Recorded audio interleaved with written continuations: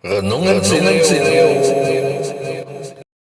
Senin 9 Oktober 2023, hari Minggu biasa ke-27.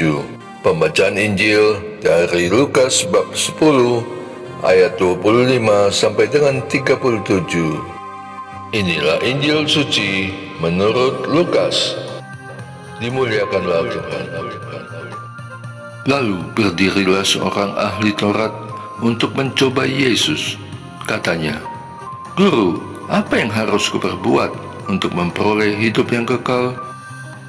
Jawab Yesus kepadanya, "Apa yang tertulis dalam hukum Taurat? Apa yang kau baca di dalamnya?"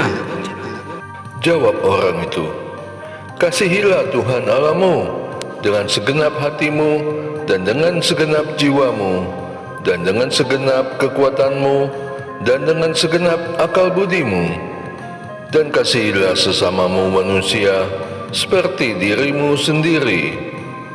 Kata Yesus kepadanya, "Jawabmu itu benar. Perbuatlah demikian, maka engkau akan hidup." Namun, untuk membenarkan dirinya, orang itu berkata kepada Yesus, "Lalu, siapakah sesamaku manusia?" Jawab Yesus, "Ada seseorang yang turun dari Yerusalem ke Yeriko. Ia jatuh ke tangan penyamun-penyamun yang bukan saja merampoknya habis-habisan, tetapi juga memukulnya, lalu pergi meninggalkannya setengah mati. Kebetulan ada seseorang imam turun melalui jalan itu. Ia melihat orang itu, tetapi ia melewatinya dari seberang jalan. Demikian juga seorang Lewi datang ke tempat itu. Ketika ia melihat orang itu, ia melewatinya dari seberang jalan. Lalu seorang Samaria yang sedang dalam perjalanan datang ke tempat itu. Ketika ia melihat orang itu, tergeraklah hatinya oleh belas kasihan. Ia mendekati dia, lalu membalut luka-lukanya.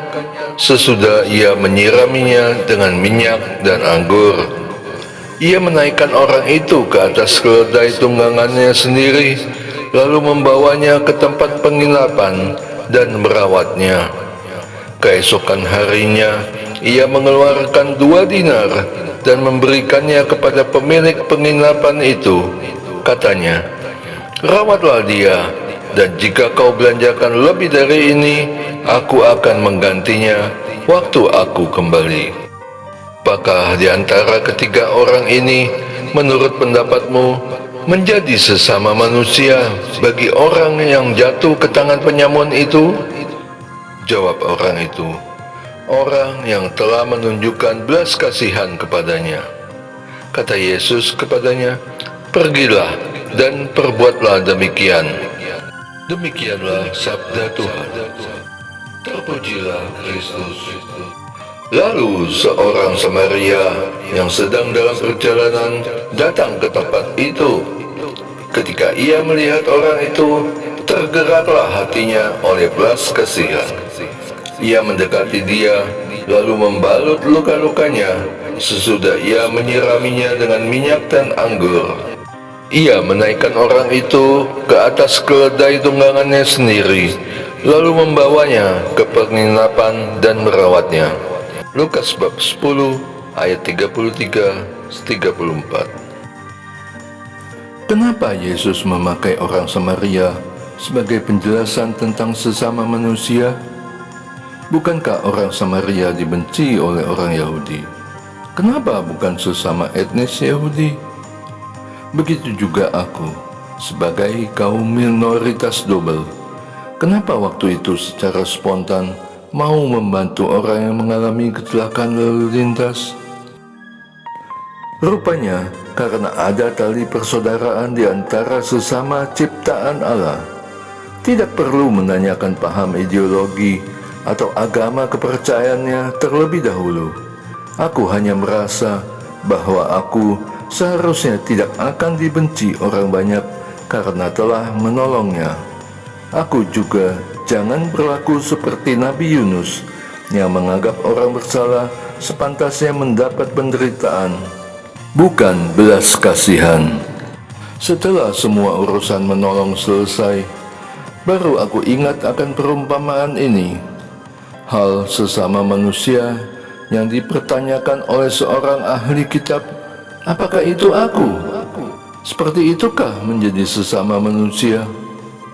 Kasihilah sesamamu manusia, seperti mengasihi dirimu sendiri. Lukas bab 10 ayat 27. Saling mengasihi sekalipun dia bukan saudara seimanku. Yesus yang memperbaharui dan mendamaikan setiap makhluk, memberi kita karunia yang diperlukan untuk mencintai dan menyembuhkan seperti yang Dia tahu caranya, untuk memperhatikan semua orang tanpa membedakan ras, bahasa, atau bangsa, kata Paus Fransiskus. Orang Samaria yang baik hati, jika menjadi label hidup, sehingga bisa ditempel pada setiap orang yang mempunyai belas kasih Tuhan, tentu akan menjadi kesaksian akan besarnya kasih Allah kepada umatnya dan kepada sesama manusia.